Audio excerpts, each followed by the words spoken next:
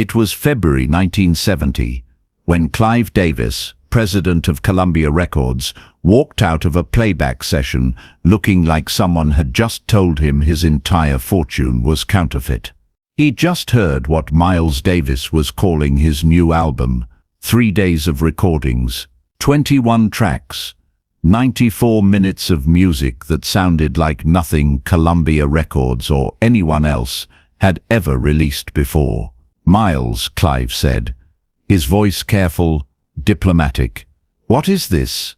Miles looked at him with that intensity that made executives nervous. "It's my new album. This isn't jazz." "No," Miles agreed. "It's not." The room went quiet. 7 other Columbia executives sat there holding coffee cups, looking at papers, looking anywhere except at Miles Davis and their boss, engaged in what everyone knew was about to become a very expensive argument. "Miles," Clive continued, "we signed you to make jazz records. Jazz fans buy your albums. This," he gestured at the mixing board where the tape reels were still spinning, "this is going to alienate every fan you have." Miles smiled, but it wasn't a friendly smile. Good. What none of them understood yet was that Miles Davis had just recorded what would become one of the most influential albums in music history, and Columbia Records was about to make the biggest mistake a record label could make. They were going to try to stop it from being released. The story of how Miles Davis fought his own record label for 6 months, threatened to walk away from a $1 million contract, and fundamentally changed what music could be starts, not in February 1970 but 18 months earlier, in a small club in New York where Miles heard something that made him reconsider everything he'd built his career on. August 1968. Miles walked into the Electric Circus in the East Village to hear Jimi Hendrix play. Miles was 42 years old. He'd already revolutionized jazz 3 times, with bebop, with cool jazz, with modal jazz. He was rich, famous, respected. He had nothing left to prove. But watching Hendrix that night, Miles felt something he hadn't felt in years. Envy. Not envy of Hendrix's talent. Miles had plenty of that. Envy of his freedom. Hendrix was playing whatever he wanted, however he wanted, mixing blues and rock and jazz and psychedelia into something completely new. And the audience, young people, white and black, hippies and straights, they were losing their minds. Miles looked around the club. These weren't jazz fans. These people had probably never heard Kind of Blue. They didn't care about bebop or modal scales or any of the things Miles had spent 20 years perfecting. They just wanted music that made them feel something. Miles went home that night and couldn't sleep. He kept thinking about Hendrix's electric guitar, about the rock rhythms, about the freedom to not give a damn what the jazz critics thought. For months, Miles had been feeling trapped. Jazz had become museum music, respected, analyzed, preserved like it was already dead. Jazz clubs were half empty. Jazz radio played the same songs from the 40s and 50s. Young people, the ones actually buying records, were listening to rock. Miles was the biggest name in jazz, and jazz was dying. So Miles made a decision that would horrify jazz purists and terrify his record label. He was going to make a rock album, sort of. He was going to take everything he knew about jazz and marry it to rock rhythms, electric instruments, funk grooves, and anything else that interested him. He called it jazz fusion. Columbia Records would eventually call it career suicide. Miles started assembling musicians for the sessions, but he didn't hire jazz purists. He hired young guys who knew rock, who understood funk, who wouldn't be afraid to experiment. Chick Corea on electric piano, John McLaughlin on electric guitar, Joe Zawinul on organ, Wayne Shorter on soprano sax. And for bass, he brought in not 1 but 2 guys, Dave Holland and Harvey Brooks. Then Miles did something unprecedented. He hired drummers, plural, 3 of them, Jack DeJohnette, Lenny White, and Don Alias, all playing simultaneously. When Columbia's session coordinator saw the personnel list, she called Miles's house. "Miles, this says 3 drummers. That's a typo, right?" "No," Miles said. 3 drummers. But 3 drummers. Book the studio. On August 19th, 1969, Miles walked into Columbia's Studio B in New York with 12 musicians and almost no written music.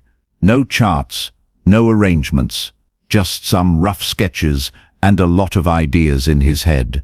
The engineers were confused.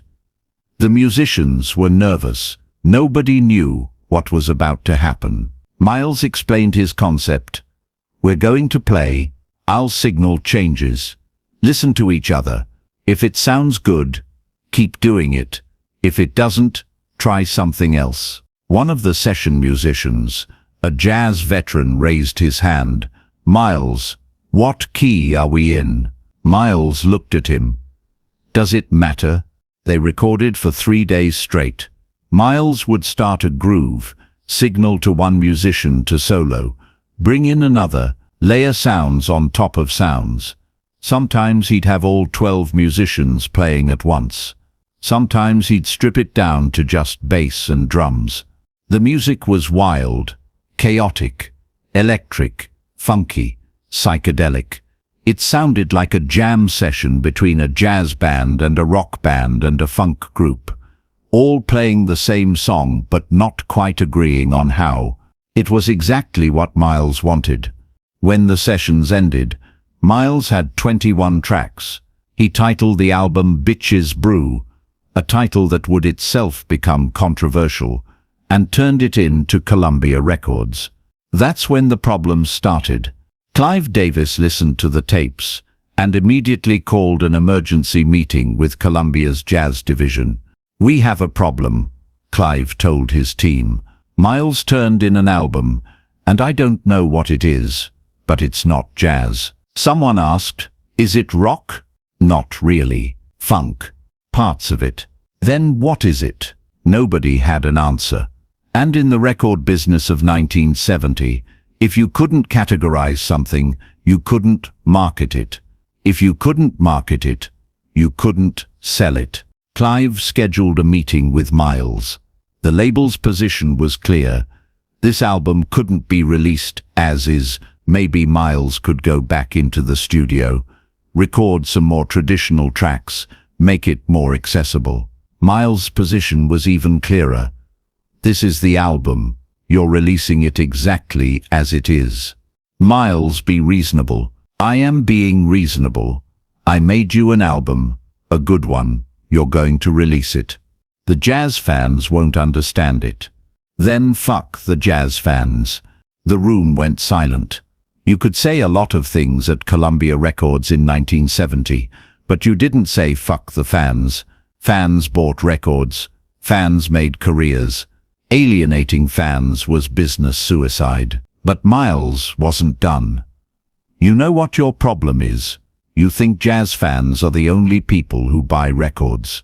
You're so busy protecting the past that you can't see the future." "And this is the future?"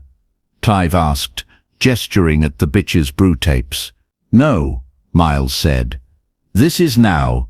The future is going to be something else. But right now, this is what music should sound like. And if you're too scared to release it, I'll find a label that isn't." That was the nuclear option. Miles threatening to leave Columbia. He'd been with the label for 18 years. He was their biggest jazz artist. Losing him would be humiliating.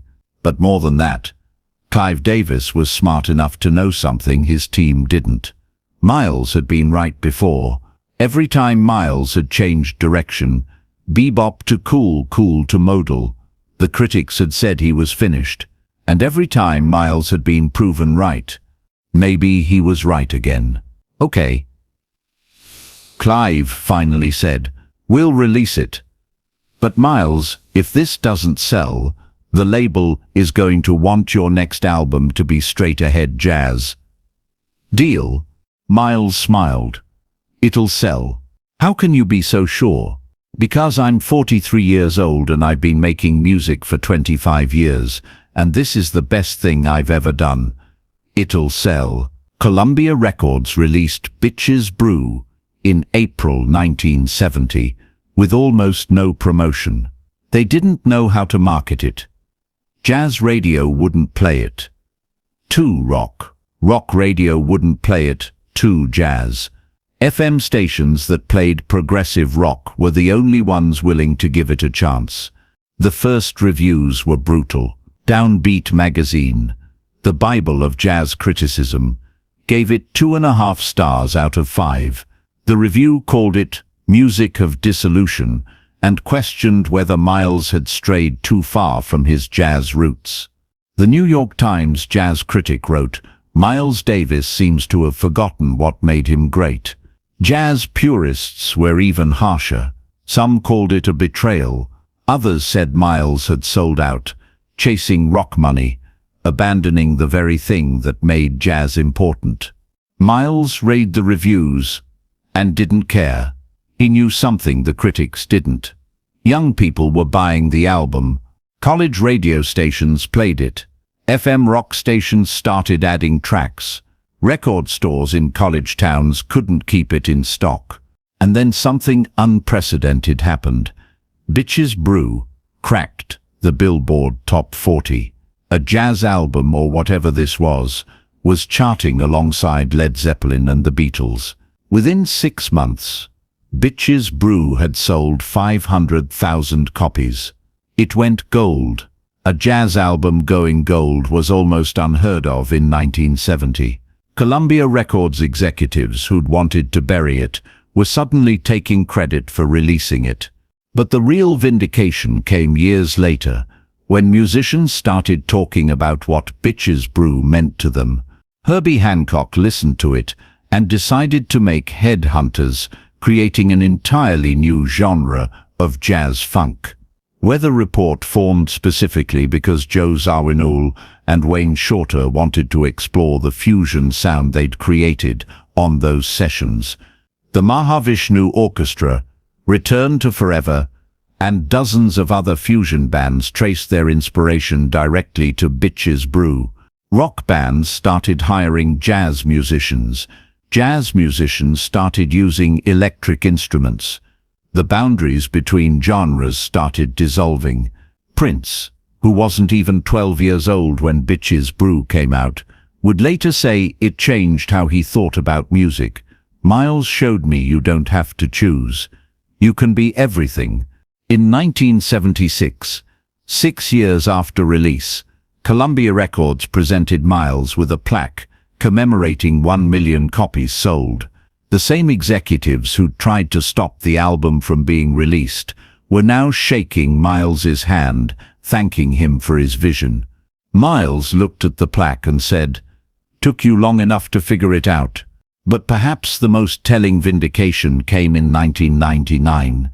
Nearly 30 years after release and 8 years after Miles's death, when Bitches Brew was selected for preservation in the National Recording Registry by the Library of Congress as culturally, historically, or aesthetically significant.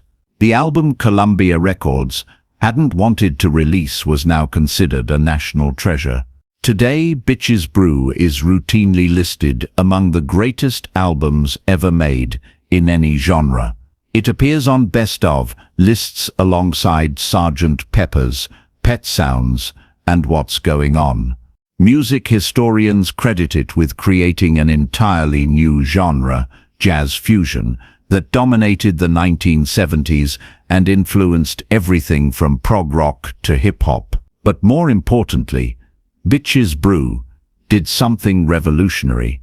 It proved that an artist could follow their vision, even when everyone, fans, critics, their own record label, told them they were wrong. Miles Davis stood in that Columbia Records office in February 1970 and refused to back down. He knew what he'd created. He knew it was important, and he was willing to walk away from his label, his jazz fans, his established career, everything, rather than compromise. "This is the album," he'd said. "You're releasing it exactly as it is." And because he stood firm, music changed. The lesson of Bitches Brew isn't really about jazz or rock or fusion or any specific genre. It's about the courage to create something new when everyone around you is invested in the old. It's about trusting your vision when the experts tell you you're wrong. It's about understanding that innovation always looks like a mistake until it succeeds. Miles Davis was 43 years old, rich, famous, respected. He could have kept making Kind of Blue variations for the rest of his career. Nobody would have blamed him. Everyone would have bought it. Instead, he recorded Bitches Brew, fought his own label to release it, endured brutal reviews, alienated half his fans, and changed music history. 55 years later, we're still feeling the impact of what Miles created in those 3 days in August 1969. Columbia Records learned an expensive lesson. Sometimes the artist knows better than the label. Sometimes what sounds like chaos is actually the future. Sometimes the biggest risk is playing it safe. And Miles Davis proved something he'd been proving his entire career. The only way to stay relevant is to keep moving forward, even when everyone wants you to stay where you are. If this story of artistic courage and vision inspired you, subscribe for more stories about artists who refused to play it safe, who chose innovation over comfort, and who changed the world because they trusted themselves more than they trusted the experts. Sometimes the best art comes from saying no to everyone who thinks they know better.